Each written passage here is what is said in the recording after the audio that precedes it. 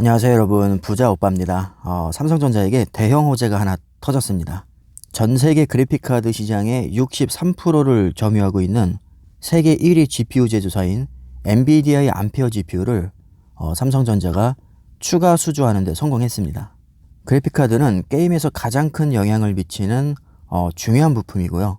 CPU와 램을 비롯한 나머지 부품의 성능이 아무리 좋아도 그래픽카드가 구리면 게임을 할 때 프레임이 뚝뚝 끊겨서 게임을 제대로 할 수가 없습니다.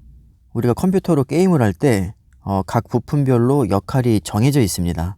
3D 게임은 초당 만들어낼 수 있는 프레임 수가 가장 중요합니다. 초당 프레임을 많이 찍어내야 우리가 게임을 쾌적하게 즐길 수 있습니다.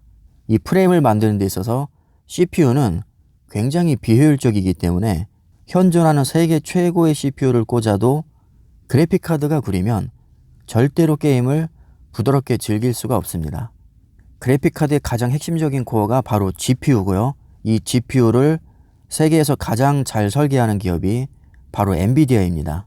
아시다시피 게임 시장은 규모가 매우 크기 때문에 업계 1위인 엔비디아의 위상은 엄청납니다. 상당수의 게임이 엔비디아 그래픽카드에 최적화되어 있기 때문에 비슷한 스펙의 엔비디아와 AMD 그래픽카드로 게임을 돌려보면 엔비디아에서 더 안정적으로 돌아가는 경우가 훨씬 많습니다. 반면에 AMD는 자잘한 에러나 오류가 조금 많은 편입니다. 물론 예전에 비해서는 정말 많이 좋아지긴 했는데 아직까지도 AMD는 드라이버 최적화나 안정성 면에서 엔비디아에 비해서는 좀 많이 떨어지는 게 사실입니다. 저도 최근까지 실제로 경험을 했던 부분이고 이미 널리 알려진 사실입니다. 그래서 초보분들에게 컴퓨터를 조립해 줄 때는 엔비디아의 지포스 그래픽카드를 달아주는 경우가 많죠. 문제가 발생하면 또 AS도 해줘야 되고 골치가 아프기 때문에 그냥 안전빵으로 엔비디아 그래픽카드를 달아주는 겁니다. 참고로 엔비디아와 경쟁하고 있는 AMD의 GPU 점유율은 22% 정도 되거든요. 엔비디아의 3분의 1밖에 되지 않습니다. 이번 암페어 GPU 수주가 삼성전자 파운드리에게 대형 호재인 이유는 일회성 수익에 그치는 것이 아니라 앞으로 지속적인 협력 관계를 이어나갈 가능성이 있기 때문입니다. 엔비디아는 미국의 팹리스 업체로 설계만 전문적으로 하고 자체 생산 시설을 보유하고 있지 않습니다.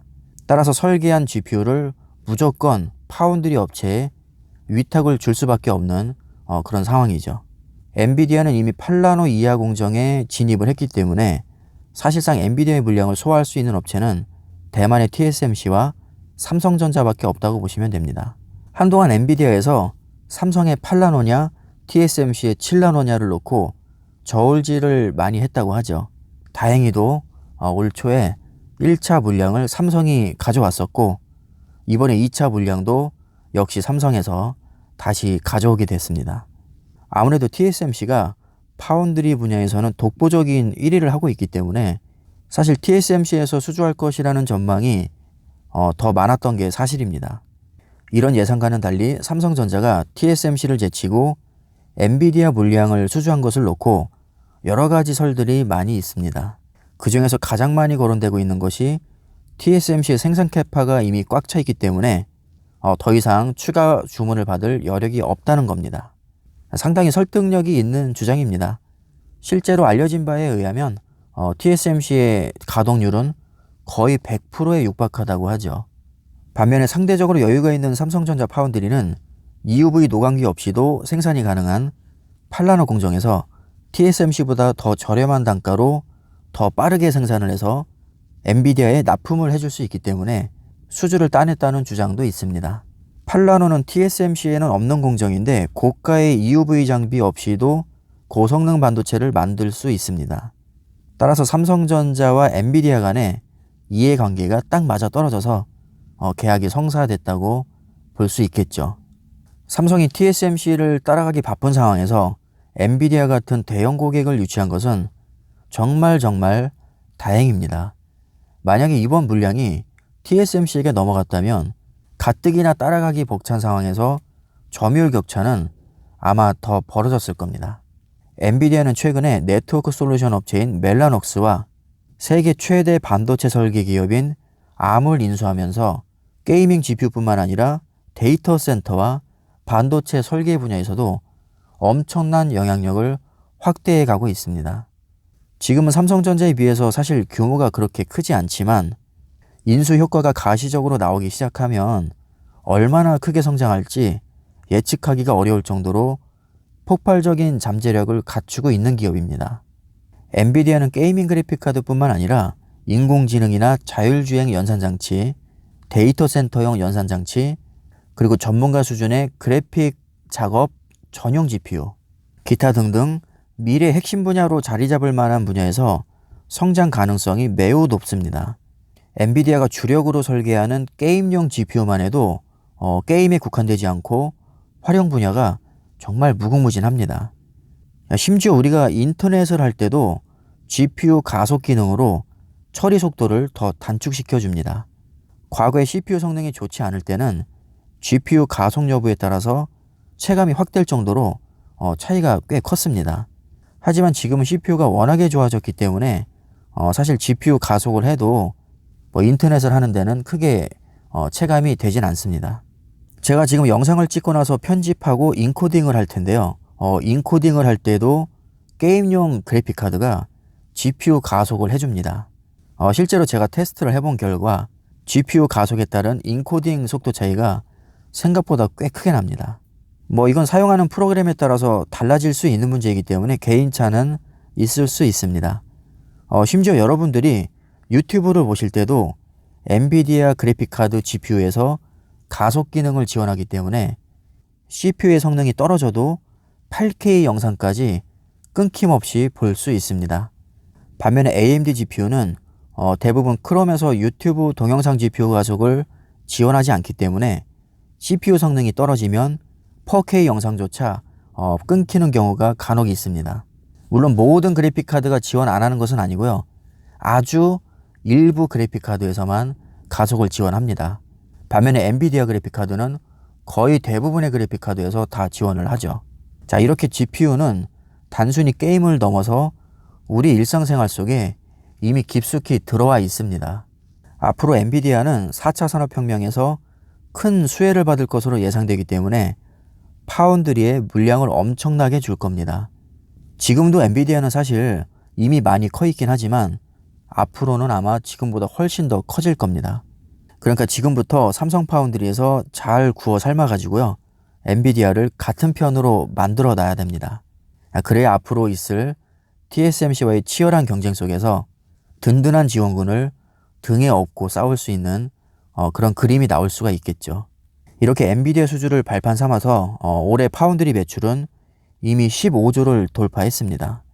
작년보다 18% 정도 증가한 수치인데 사상 최대 실적입니다. 파운드리는 삼성전자에서 가장 많은 투자를 하고 있는 사업으로 10년 동안 98조를 투자합니다. 메모리 반도체에서는 이미 압도적인 세계 1위를 하고 있지만 상대적으로 시장 규모가 훨씬 더 큰 비메모리 반도체에서는 냉정하게 말씀드리면 삼성전자는 강자라고 보기가 어렵습니다. 물론 비메모리 반도체 일종인 모바일 AP나 이미지 센서 그리고 파운드리 같은 경우는 지금도 세계 4위권 안에 다 들긴 하지만 메모리 반도체처럼 최강자라고 불릴 만한 분야는 아직까지는 없죠. 비메모리 반도체 중에서 삼성전자가 세계 1위를 할 가능성이 있는 분야는 이미지 센서와 파운드리입니다. 아무래도 파운드리보다는 이미지 센서에서 1위를 할 확률이 더 높고요. 파운드리는 상대적으로 상대가 상대인 만큼 좀 많이 어렵긴 합니다. 시장 규모나 미래 성장 동력으로 봤을 때 이미지 센서보다는 파운드리가 훨씬 더 무게감이 있기 때문에 이번에 수주한 엔비디아의 GPU는 정말로 큰 의미가 있다고 봅니다. 향후 삼성전자 주가가 크게 오르기 위해서는 파운드리에서 반드시 큰 성과를 내야 됩니다. 이미 메모리 반도체는 세계 1위라는 이미지가 너무 굳어져 있는 데다가 가격 변동폭이 너무 크기 때문에 불황기에는 10%대의 영업이익률을 보이기도 하고요. 슈퍼 환기 때는 70%에 가까운 영업이익률을 보이기도 합니다. 이렇게 변동성이 너무 크면 투자자 입장에서는 불안함을 느낄 수 있기 때문에 사실 가격 변동폭이 크지 않으면서도 시장 규모가 훨씬 더 큰 비메모리 반도체를 적극적으로 육성할 필요가 있습니다. 이런 배경을 고려했을 때 삼성전자가 파운드리에 전폭적인 투자를 하는 것은 탁월한 선택으로 생각이 됩니다. 하지만 이런 노력에도 불구하고 TSMC와의 격차는 오히려 최근에 더 벌어졌습니다. 올해 4분기 전망치 기준 자료를 보면 TSMC의 점유율은 55.6%, 삼성전자는 16.4%입니다. 오히려 3분기 때보다 격차가 더 벌어졌죠. 삼성전자가 수조에서 수십조를 파운드리에 쏟아붓고 있는데도 현실은 결코 녹록지가 않습니다. TSMC가요, 정말 장난이 아닙니다. 삼성전자도 감히 만만하게 볼 수 없는 정말 어마어마한 공룡 기업이죠. 실제로 시가총액을 봐도 TSMC는 590조, 삼성전자는 보통주와 우선주를 합쳐서 490조입니다. 정말 공교롭게도 파운드리 세계 1위인 TSMC는 전 세계 반도체 기업 중에서 시총 1위고요. 파운드리 2위인 삼성전자는 전 세계 반도체 기업 중에서 시총 2위입니다. 적어도 시총을 놓고 봤을 때는 팹리스 기업에 비해서 파운드리의 시총이 훨씬 높다는 것을 알 수 있습니다. 과연 삼성전자의 목표대로 2030년이 되면 TSMC를 제치고 파운드리 1위에 오를 수 있을지 저는 개인적으로 기대를 많이 하고 있습니다. 정말로 그렇게 된다면 삼성전자가 전 세계 반도체 기업 중에서 매출도 1위, 영업이익도 1위, 시가총액까지 1위를 할 수도 있겠다는 생각이 듭니다. 이게 그렇게 허무맹랑한 이야기는 아닙니다. 왜냐하면 삼성전자는 이미 연매출 240조를 달성을 하고 있고요. 인텔을 제치고 세계 반도체 1위 기업에 오른 적이 있거든요. 게다가 파운드리는 현재도 세계 2위입니다. 결코 쉽지는 않겠지만 그렇다고 불가능한 얘기도 절대 아닙니다. 충분히 저는 가능성이 있다고 생각이 듭니다. 저는 삼성전자 투자자로서 그게 현실이 될 거라고 믿고 투자를 계속 이어나갈 생각입니다. 자, 오늘은 제가 가장 좋아하는 금요일입니다. 즐거운 주말을 맞아서 기분 좋은 소식을 제가 전해드렸고요. 여러분들이 삼성전자를 흔들림 없이 장기 투자하시는데 참고가 되시길 바라겠습니다. 자, 오늘 영상은 여기까지 하겠습니다. 감사합니다.